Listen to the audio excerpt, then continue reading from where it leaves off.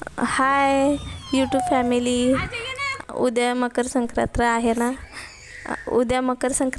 ना. मग मी तिळाचे आणि गुळाचे लाडू बनवायला घेतले.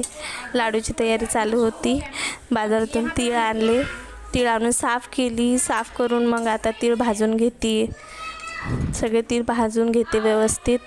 खमंग चट वाजत होतं तीळ व्यवस्थित. आई म्हणत होती की लाल व्यवस्थित भाजल्यावर चांगले लाडू खमंग लागते. मग सगळे तीळ भाजून घेतले व्यवस्थित.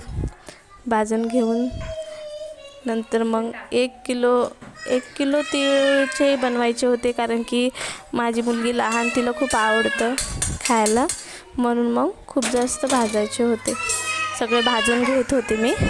भाजून घेतले. त्याच्यानंतर भाजून मग थोडं गार व्हायला ठेवले.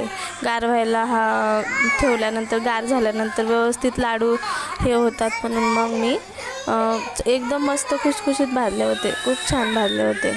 मग मी तो ठेवले गार व्हायला ठेवून दिले. हॉलमध्ये जात होते. गार व्हायला ठेवले. नंतर मग घेतलं गूळ आणि शेंगदाणे वाटायला. गूळ आणि शेंगदाणे भाजून घेतले. गूळ बारीक करून घेतलं. हे बघा एकदम व्यवस्थित बारीक झालेलं आहे.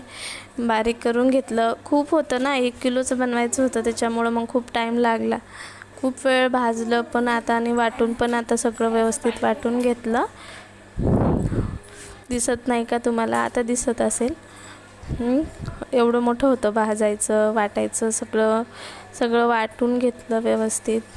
वाटायला पण खूप टाईम लागलं. माझी मुलगी मध्ये मला म्हणत होती, मम्मी हे दे, मम्मी ते दे. मग तिला देत मग सगळं मला करावं लागतं एकटीलाच. त्याच्यामध्ये क्लायंट आले. मग क्लायंट आले तर मग क्लायंटचं पण करावं लागतं मला. त्यांचं मग आता उद्या संक्रांत आहे तर क्लायंटचं मग करायचं होतं. थ्रेडिंग वगैरे केली. त्याच्यानंतर मग संध्याकाळ झाली होती. खूप थकल्यासारखं वाटत होतं.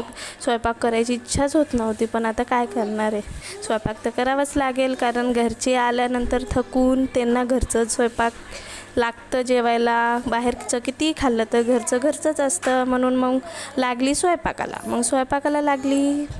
टमाटे चिरले, कांदे चिरले, कोथिंबीर कापली. चर मग लगे फोडणी द्यायला बसले. फोडणी म्हणजे खिचडीच भात करायचा होता. खूप थकली होती म्हणून खिचडी भातच केला.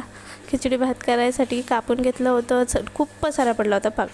पूर्ण किचनमध्ये इतका राडा झालेला. सगळं मला एकटीलाच आवरायचं होतं. सगळं आवरून खूप उशीर झाला. मग भात रेडी झाला. माझ्या भावाला नाईट ड्युटीला जायचं असतं. मग तो डबा भरू लागला. तो म्हणत होता की सगळ्यांसाठी भातच केला